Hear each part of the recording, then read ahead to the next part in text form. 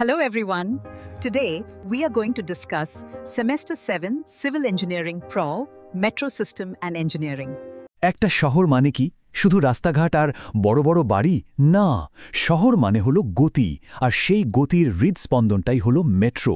আজকের এই বিশ্লেষণে আমরা দেখব কিভাবে একটা মেট্রো সিস্টেম শুধু একটা পরিবহন ব্যবস্থা নয় বরং একটা আধুনিক শহরের আসল লাইফলাইন বা জীবনরেখা হয়ে ওঠে চলুন এই দারুণ বিষয়টা আমরা একসাথে ভালোভাবে বুঝে নিই আচ্ছা কলকাতার মতো বড় শহরে গাড়ির হর্ন আর ধোঁয়ার মধ্যে ঘন্টার পর ঘন্টা ট্রাফিক জ্যামে আটকে থাকার অভিজ্ঞতা তো আমাদের সবারই কম বেশি আছে তাই না এই যে রোজকার ভোগান্তি মেট্রো সিস্টেম ঠিক এখানেই একটা বিরাট সমাধান নিয়ে আসে কিন্তু কিভাবে সেটাই আজ আমরা ধাপে ধাপে দেখব যে কোনো বড় প্রজেক্ট শুরু করার আগে ইঞ্জিনিয়ারদের প্রথম কাজ হল শহরের সমস্যাটা ঠিকঠাক বোঝা অনেকটা যেমন একজন ডাক্তার রোগীর চিকিৎসা করার আগের রোগটা ঠিক করে নির্ণয় করেন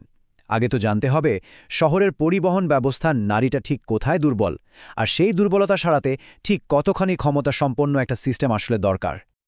আর এই রোগটা ধরার জন্য মানে শহরের সমস্যাটা বোঝার জন্য সবচেয়ে দরকারি মাপকাঠিটাই হলো পিএইচপিডিটি অর্থাৎ peak hour per direction trip সহজ কথায় বলতে গেলে দিনের সবচেয়ে ব্যস্ত সময় মানে ধরুন অফিস টাইমে 1 ঘন্টায় একদিকে কতজন যাত্রী যাতায়াত করছেন সেটাই হলো পিএইচপিডিটি এটা অনেকটা শহরের পলসেপ মাপার মতো যা বলে দেয় শহরের পরিবহন ব্যবস্থার স্বাস্থ্য কেমন আর তার ঠিক কতটা ক্ষমতা দরকার আর এখানেই ক্ষমতার আসল খেলাটা কিন্তু পরিষ্কার হয়ে যায় দেখুন বিআরটিএস যেখানে 1 ঘন্টায় প্রায় 20,000 যাত্রী সামলাতে পারে সেখানে একটা মেট্রো রেল অনায়াসে 40,000 বা তারও বেশি যাত্রী বহন করতে পারে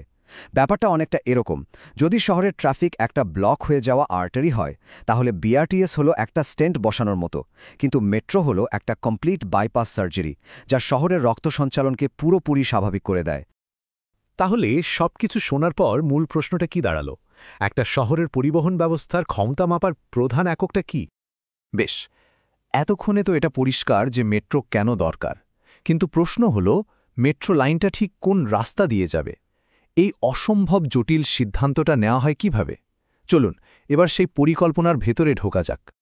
মেট্রো রুট ঠিক করার ব্যাপারটা অনেকটা একটা ফুড ডেলিভারি অ্যাপের অ্যালগোরিদমের মতো কাজ করে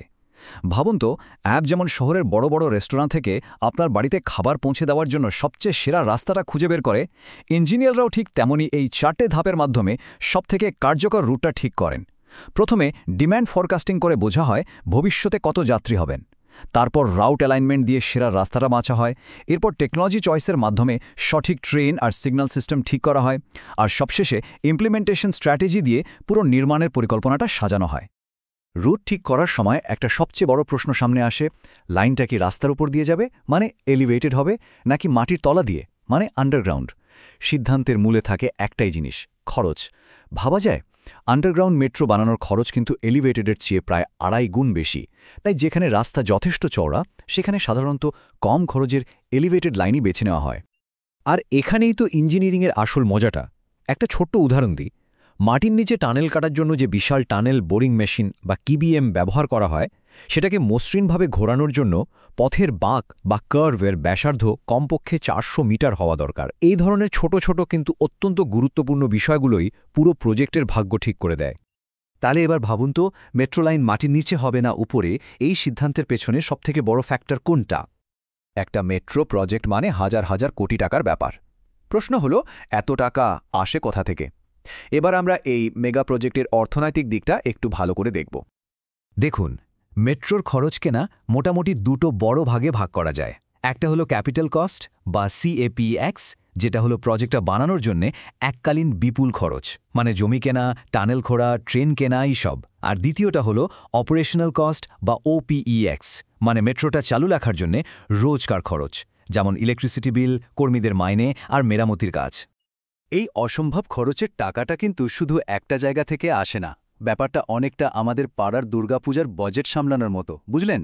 কিছুটা আসে সরকারি অনুদান থেকে যা অনেকটা বড় স্পন্সরের মতো কিছুটা আসে জেকা বা ওয়ার্ল্ড ব্যাংকের মতো আন্তর্জাতিক সংস্থা থেকে লোন হিসাবে আর বাকিটা আসে বিজ্ঞাপন বা স্টেশনের দোকান ভাড়া দেওয়ার মতো নন ফেয়ার রেভিনিউ থেকে যা অনেকটা প্যান্ডেলের পাশে বসা ফুচকা স্টলের মতো একটা প্রজেক্ট অর্থনৈতিকভাবে লাভজনক হবে কিনা সেটা মাপার জন্য ইঞ্জিনিয়াররা আইআরআর এনপিভি আর বিসিআরের মতো কিছু মেট্রিক ব্যবহার করেন এগুলো হলো প্রজেক্টের ফাইন্যান্সিয়াল হেলথ রিপোর্ট কার্ড এখন এই 3টে কঠিন শব্দ মনে রাখার একটা ফাটাফাটি ট্রিক আছে। শুধু এই লাইনটা মনে রাখুন, India's new best metro. I মানে IRR, এন মানে NPV, আর বি মানে BCR। সহজ না? তাহলে একটা জরুরি প্রশ্ন হল, মেট্রো প্রজেক্টের টাকা কি শুধু যাত্রীদের টিকিট বিক্রি থেকেই আসে, নাকি এর পেছনে আরও অনেক উৎস আছে? তাহলে আমরা প্রায় সবটাই ছুঁয়ে এলাম, প্রয়োজন, পরিকল্পনা, টাকা পয়সা। এবার সবটা গুটিয়ে আনার পালা, আর এটা দেখার পালা যে এই সবকিছুর মাধ্যমে একজন ইঞ্জিনিয়ার কিভাবে ভবিষ্যতে শহর গড়তে সাহায্য করে। তাহলে আজকের এই পুরো আলোচনা থেকে চট করে 4টে জরুরি পয়েন্ট আমরা মনে রাখি চলুন। 1. শহরের পরিবহন ব্যবস্থার আসল প্রয়োজন মাপা হয় PHPDT দিয়ে। 2. একটা সফল মেট্রো পরিকল্পনা শুরু হয় ভবিষ্যতের চাহিদা বিশ্লেষণ দিয়ে, আর শেষ হয় নির্মাণের পরিকল্পনায়। 3. লাইন মাটির ওপরে হবে না নিচে, তার পেছনে সবচেয়ে বড় কারণ হল খরচ। আর 4. এই বিশাল প্রজেক্টের টাকা আসে সরকারি বেসরকারি নানা উৎস মিলিয়ে।